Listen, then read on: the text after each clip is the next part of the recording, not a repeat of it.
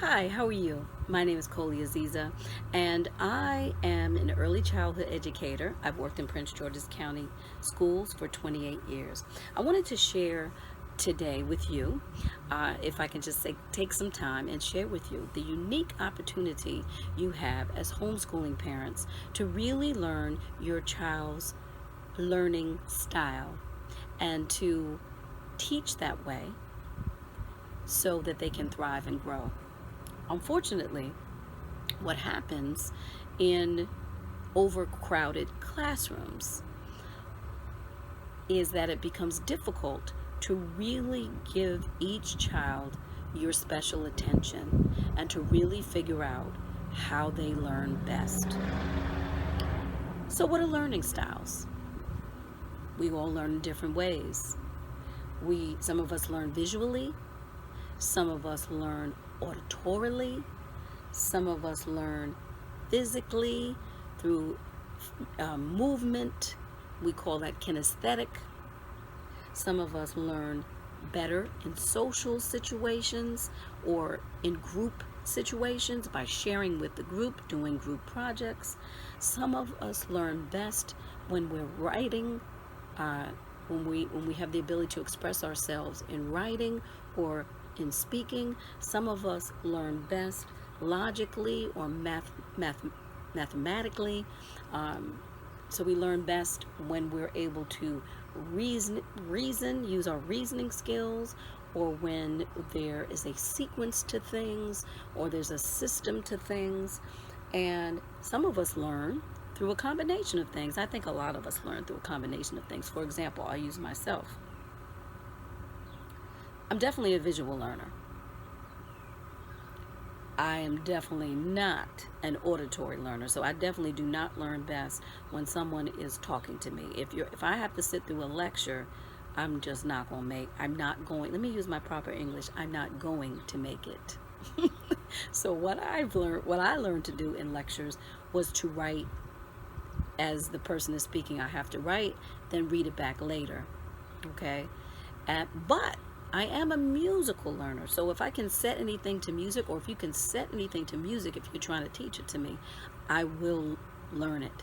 I'm also a kinesthetic learner. I do well when it's a hands-on, when I have to do it. For example, in teaching our youngsters, of course, we're going to not just talk about something sinking and floating. We're going to actually get in there, get the water table out, get the water, get the items that sink or float, let them experiment and try the sinking and floating. We're not just going to talk about it. And they actually don't even need to see us do it. They need to get in there and see what sinks and floats. That's a person that learns kinesthetically. So our children learn in all these different ways, and they have their main ways of learning, and then they can learn actually in a combination of ways, right?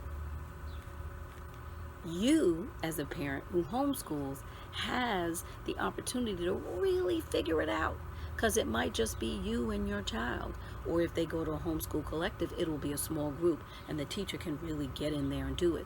Now, if your child learns in a combination of ways, well, then you can hit those different ways within the lesson and the way you're presenting it. Again, I'll use myself. So if you're teaching me, you want to make sure you get the visual. You have visuals for me.